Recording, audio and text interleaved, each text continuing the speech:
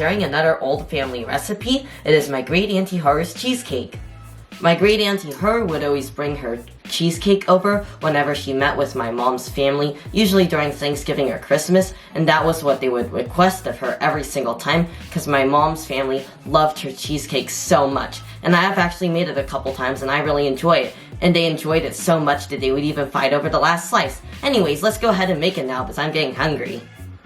To start, we're going to go ahead and make our crust. We're going to do this by adding 8 sheets of graham crackers to a blender. I have a little bit too much, so I'm just going to do half of it at a time. And I'm going to go ahead and grind it up now in our blender. And right now we're just going to go ahead and pulse this mixture. Now that our graham crackers are crushed, we're going to go ahead and pour in melted butter. This is a 1/4 cup of melted butter, or half a stick. And we're going to go ahead and mix this all in.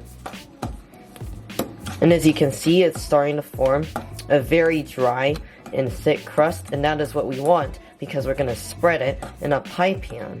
Alright, it's time to make our crust. So we're going to go ahead and pour our crushed graham crackers and butter in to a pie dish, and then we're just going to use our hands to kind of spread it out along the bottom, and then we'll want to go up on the sides. We're going to use our fingers just to press it down, and you're just going to want to rotate this and have an even flat layer on the bottom. I've actually read that using a small measuring cup also helps, but you just want to compact it into a flat crust. Alright guys, now we're going to bake our pie crust in a 350-degree oven for 5 minutes.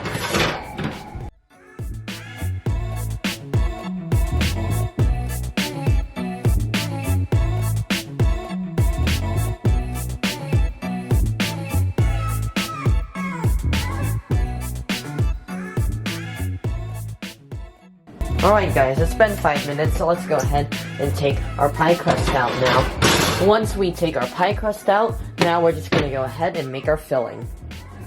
We're going to go ahead and start by adding our cream cheese to a bowl, and we're also going to add our 2 eggs in here. And then we're just going to go ahead and use our egg beaters until it's thoroughly combined. Now that our mixture is thoroughly combined, we're going to go ahead and add our sugar and our vanilla.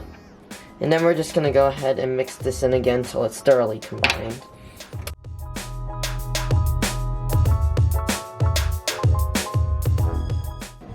Now that our mixture is thoroughly combined, we're going to go ahead and add this into our pie crust, or cheesecake crust rather. And we're just going to go ahead and scoop all of our delicious filling in here. Now we're going to go ahead and put our cheesecake in a 300-degree oven, and we're going to bake it for around half an hour.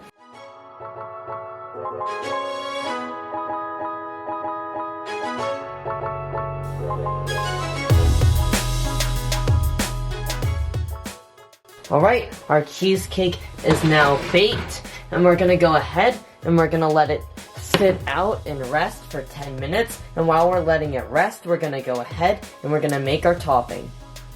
For our topping, we're going to need 1 cup of sour cream, 2 tablespoons of sugar, and a teaspoon of vanilla, and we're just going to go ahead and mix that all together. I'm just using 1 bowl for our sour cream. I'm going to use the sour cream bowl to mix this all in. And we're just going to go ahead and use a tablespoon. We don't need any beaters or anything fancy.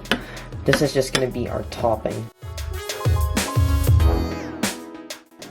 Now that our cheesecake is cooled, we're going to go ahead and add our topping to it. And we're just going to go ahead and scoop this all out, and then we're going to spread the layer out throughout the cheesecake because we want it to cover the entire cheesecake. Alright, we're going to go ahead and bake our cheesecake for another 15 minutes at 300 degrees, and then we're going to have to let it sit for 24 hours in the fridge. But before doing that, we're going to also have to let it cool completely. Alright, our cheesecake is finally done baking, so we're going to go ahead and we're going to take it out and we're going to place it on a wire rack to cool completely. And then, it's going to be the really hard part about this recipe. We're going to have to wait and let it chill in the refrigerator for 24 hours before giving it a taste. Alright, it's been 24 hours and the cheesecake is finally set, so let's go ahead and give this a taste. Looks amazing. That's delicious. It's very delicate and soft. It's perfect texture. It's very fluffy and smooth. And what I like about it is it's very light. It's not too rich, so you could eat a lot of this.